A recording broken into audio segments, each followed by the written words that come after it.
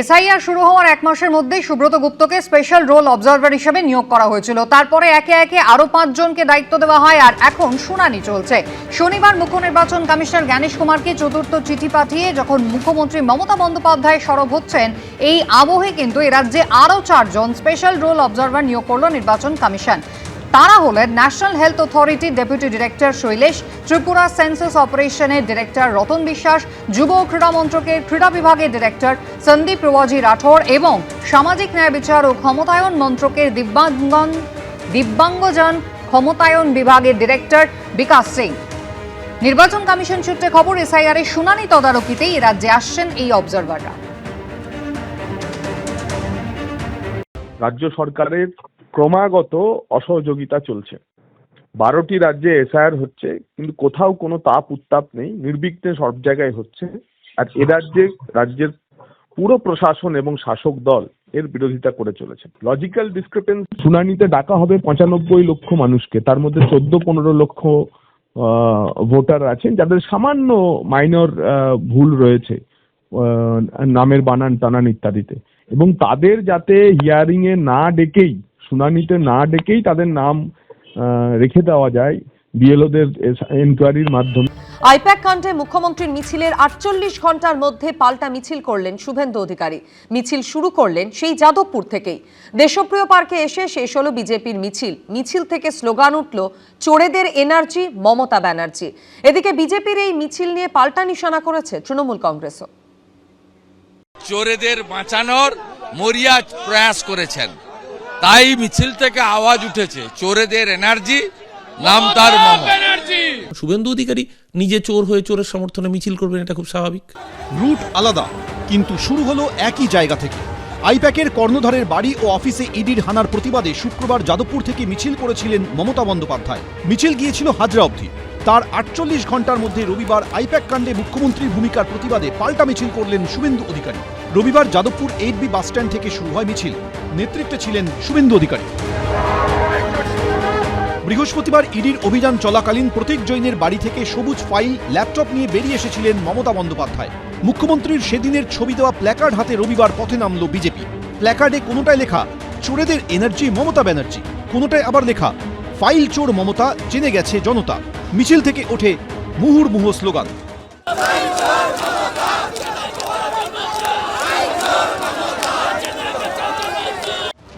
প্রতীকী হাতকড়া নিয়ে মিছিল করেন বিজেপি কর্মী সমর্থকরা। চোরের মায়ের বড় গলা,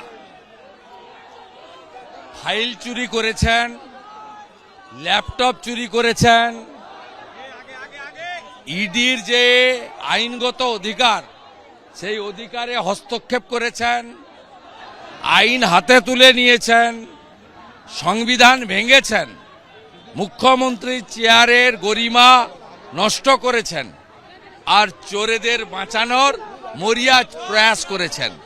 তাই মিছিল থেকে আওয়াজ উঠেছে, চোরেদের এনার্জি নাম তার মমতা। ভারতবর্ষের মানুষ দেখেছে, বাংলার মানুষ দেখেছে, বিজেপি কাঁথিতে মিটিং করে 2016 সালে বলেছিল সারদার চোর, নারদার তোলাবাজ শুভেন্দু অধিকারীকে গ্রেপ্তার করতে হবে। সারা ভারতবর্ষে বিজেপি যাদের যাদের রেপুটেড চোর বলেছিল তাদেরকে মালা দিয়ে বরণ করে অলঙ্করণ করেছে পদ দিয়ে।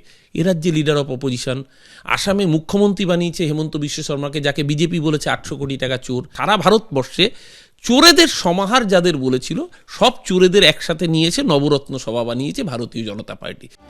শনিবার চন্দ্রকোনায় শুভেন্দু অধিকারীর কনভয়ে হামলার অভিযোগের পর এদিন তার নেতৃত্বে এই মিছিলে ছিল বাড়তি নিরাপত্তা। ঠিক যাদবপুর থানার সামনে আমরা রয়েছি। অতনুকুণ্ডু যে ছবি দেখাচ্ছে, একেবারে কিন্তু আজকে নিরাপত্তায় একদম চমক। বিএসএফ রয়েছে, সিআরপিএফ রয়েছে, নিরাপত্তায় কোথাও কোনো খামতি রাখা হচ্ছে না, এবং শুভেন্দু অধিকারীকে যে দড়ির বেষ্টনী দিয়ে ঘিরে রাখা হয়েছে। যাদবপুর 8B বাসস্ট্যান্ড থেকে গোলপার্ক, গড়িয়াহাট মোড় হয়ে দেশপ্রিয় পার্কে পৌঁছয় বিজেপির মিছিল। যাদবপুর বিশ্ববিদ্যালয়ের সামনে দিয়ে বিজেপির মিছিল যাবার সময় বন্ধ করে রাখা হয় বিশ্ববিদ্যালয়ের 4 নম্বর গেট। আমরা দেখতে পাচ্ছি যে যাদবপুর বিশ্ববিদ্যালয়ের যে 4 নম্বর গেট বন্ধ করে রাখা হয়েছে এবং যাতে কোনো রকমভাবে অপ্রীতিকর পরিস্থিতি তৈরি না হয় সেটা নিশ্চিত করা হচ্ছে। আমরা দেখতে পাচ্ছি যে এখানে শঙ্কুদেব পণ্ডা রয়েছেন, সেই 4 নম্বর গেটের সামনে রয়েছেন এবং আমরা দেখতে পাচ্ছি যে পুলিশের তরফ থেকেও কিছুটা সতর্কতা নেওয়া হয়েছে। শনিবার চন্দ্রকোনায় শুভেন্দু অধিকারীর কনভয় হামলার অভিযোগ ওঠে তৃণমূলের বিরুদ্ধে। অভিযোগ বিজেপি কর্মীদের উপর হামলা চালায় তৃণমূল। এদিন এই মিছিল থেকে তার প্রতিবাদেও স্লোগান তোলেন বিজেপি কর্মী সমর্থকরা। শিবাশিস মৌলিক, সন্দীপ সরকার, সৌমিত্র রায়, এবিপি আনন্দ। সাধারণ নাগরিক হলে আজ জেলে থাকতো। আইপ্যাক কাণ্ডে মমতা বন্দ্যোপাধ্যায়ের পাল্টা পথে নেমে এভাবেই আক্রমণ শানালেন শুভেন্দু অধিকারী। প্রার্থী যেই হোক না কেন, ভবানীপুরে মমতা বন্দ্যোপাধ্যায়কে হারানোর ফের একবার চ্যালেঞ্জ ছুড়ে দিলেন শুভেন্দু অধিকারী। বৃহস্পতিবার দিনভর আইপ্যাক কর্ণধারের বাড়ি ও অফিসে ইডির তল্লাশি ঘিরে পদে পদে নাটকীয় মোড়, চূড়ান্ত টানাপোড়েন, তোলপাড় জাতীয় রাজনীতি। এই আবহেই মমতা বন্দ্যোপাধ্যায়ের পাল্টা পথে নামলেন শুভেন্দু অধিকারী। আমি আশা করি একটা সাধারণ নাগরিক হলে আজকে জেলে থাকতো, তাই ইডি এবং কোর্ট আইন অনুযায়ী ব্যবস্থা নেবে। যখন চুরি করতে লোকে যায়, লুকিয়ে যায়। মমতা ব্যানার্জি চুরিটা আটকাতে গিয়েছিলেন, তাই জন্য বুক বাজিয়ে গিয়েছিলেন। এই জন্যই তিনি জননেত্রী। যারা চুরি করতে এসেছিল তারা ভোরবেলা অন্ধকারে চুরি করতে এসেছিল, চুপি চুপি চুরি করতে এসেছিল, তাদের চুরিটা আটকে গিয়েছে, তার জন্যই ওদের এত গাত্রদাহ। আইপ্যাক কাণ্ডে ইডির পিটিশনে শুক্রবারই উঠে এসেছে এই 20 কোটি টাকার প্রসঙ্গ। ইডির পিটিশনে দাবি করা হয়েছে, গোয়ায় আইপ্যাকের কাজে লাগানোর জন্য 20 কোটি টাকা পাঠাতে সাহায্য করেছিলেন কলকাতার এক ব্যবসায়ী। তথ্য অনুযায়ী আইপ্যাকের ডিরেক্টর এবং সহপ্রতিষ্ঠাতা প্রতীক জৈন গোয়ায় এই সংস্থার কাজ দেখতেন। এই টাকা এমন একটি সংস্থার কর্মীর হাতে দেওয়া হয়েছিল যারা গোয়ায় আইপ্যাকের হয়ে কাজ করার কথা স্বীকার করেছিল। আর রবিবার আইপ্যাক কাণ্ডে মিছিল থেকে এই নিয়ে চাঞ্চল্যকর দাবি করলেন শুভেন্দু অধিকারী। গোয়ার ভোটে লড়লেন,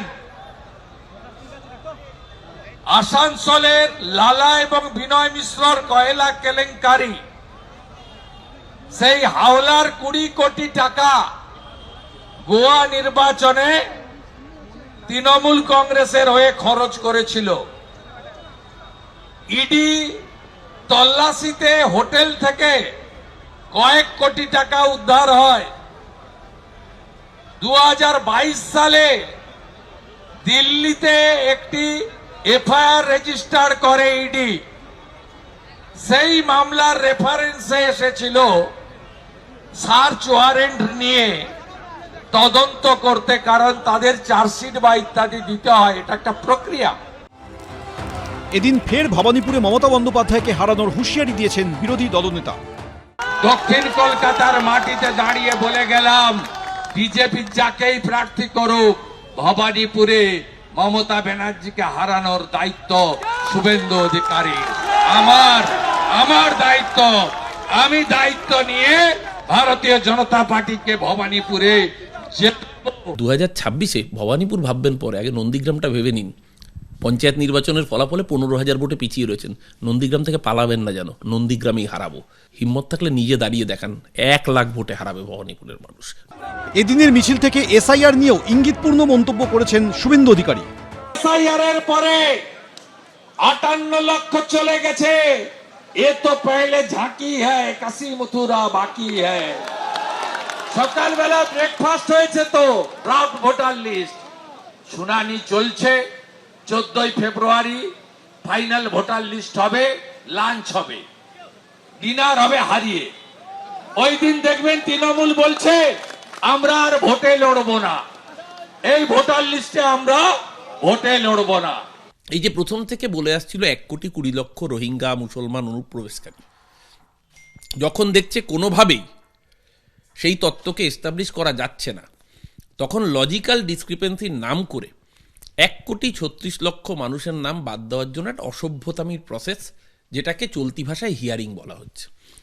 সাধারণ মানুষের দুর্ভোগ বেড়েছে, বিস্ফোরণ ঘটবে, বিজেপি সিট ভয়ঙ্করভাবে হ্রাস পাবে। শুধু তাই নয়, আগামী দিন 77টা 27-এ নামবে, অর্থাৎ লিডার অফ অপোজিশন হতে গেলে যে 30টা আসন লাগে সেটাও বিজেপি পাবে না।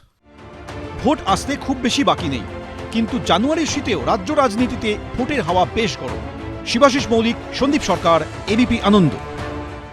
এবিপি আনন্দ, এগিয়ে থাকে, এগিয়ে রাখে।